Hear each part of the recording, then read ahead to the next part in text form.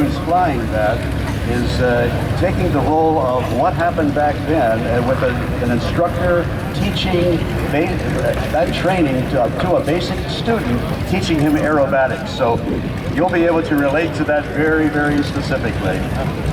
Well, when I graduated, I got my Army Air Corps wings. I was then told, you are not returning to Britain. We're going to retain you in America for 1 more year. And you are to become an instructor in the U.S. Army Air Corps. And what aircraft were you flying? Teaching U.S. Army Air Corps pilots how to fly it. What aircraft was that?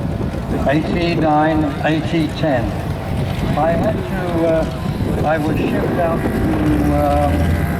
Randolph Field, Texas, and there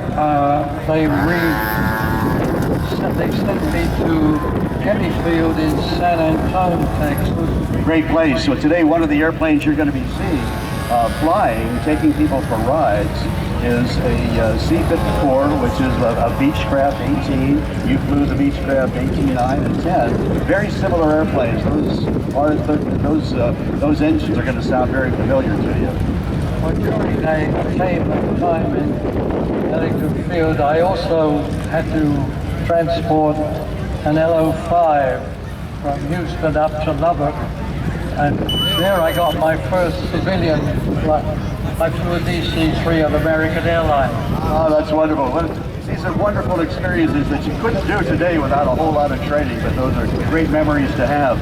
Now, tell me about your selection for Bomber Command. You probably, like all military, got orders to say, don't ask, this is where you're going. Did you have a choice of aircraft, or were you assigned to the Lancaster? Well, the choice was assigned when I finished advance in America. I was destined for heavy aircraft. When I returned to England, they just funneled me into the system. I then flew Oxford, and then a Wellington twin-engine bomber, and from that I graduated to a Sterling bomber, and then finally I was allocated to a Lancaster squadron. I'm sure after the Sterling you were very happy to be in the Lancaster, but Americans are accustomed to having 2 pilots on board. Now, you didn't have 2 pilots on board the Lancaster, did you? No. You were it. That's correct. There was starting at the front, there was a bomber, pilot, flight engineer, navigator, radio man, mid-upper gunner, rear gunner. Now, we've had Lancasters here at the Mid-Atlantic Air Museum over the years. The one from Canada has flown in, and people are amazed at how steep it is to climb up inside that thing to get up to your seat, to the pilot's seat. Well, it's 21 feet above the deck. Can I tell you a little story about that?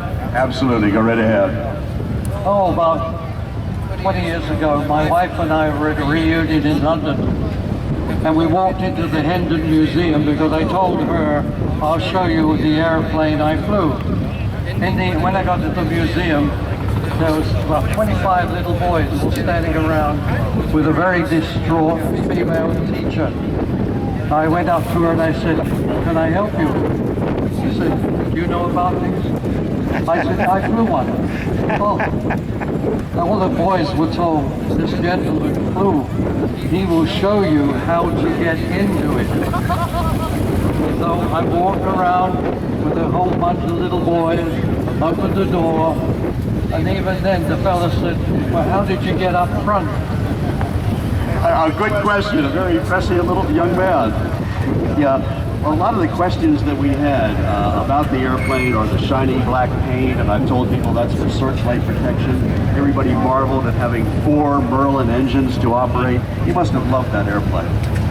Well, it was wonderful. Actually, it was built for the job we did. I mean, it was 100-foot wingspan, 75 feet long. The runway was 31 feet long. And in fact, you were able to haul more weight in bombs than the B-17 that's here, the B-24 that's here.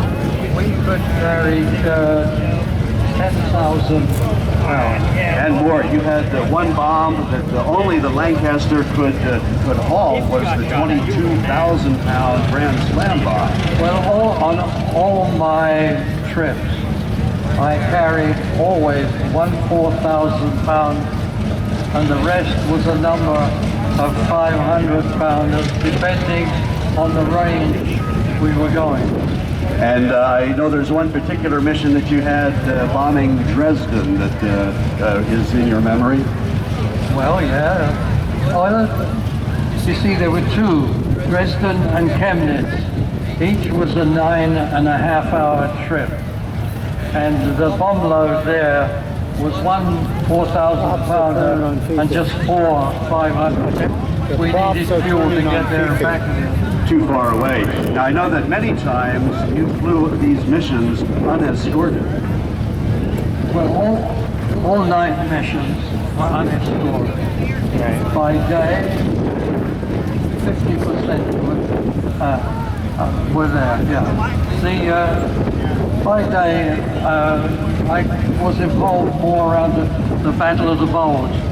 Then we were escorted. A good time to be escorted with all that flak down there on the ground. You had 33 missions over Germany. Correct, yes. Well, I know you were awarded the Distinguished Flying Cross. You had an exemplary career, but I just want to mention a few things that happened after the war.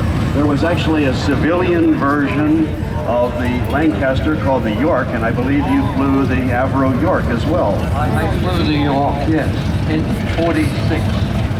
In 1946. Well, thank you so much for coming out here today. I know there's a lot of folks standing around here that would like to talk to you if you may. I know you probably want to seek some shade and get in out of the sun, but thank you so much for coming down to work and to talk to you. Thank you, Larry. Thank you. Very welcome.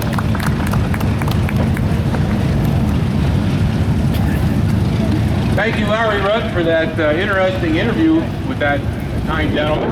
We certainly appreciate hearing a lot of World War II veterans with us. And as they start to fade away, their stories fade away with them. So by all means, make it a point to listen to what they have to say. Ask them to do oral histories if they can possibly do it. And make it a point to learn a little of the history that brought us to where we are today. A lot of things that happened in the world were because, and have changed because of World War II. It was literally the largest event of its type in the world in history. A lot of changes came out because of it, and it's given us the freedom and the liberties that we have today. So once again, take the opportunity to listen to these veterans and thank them for what they did.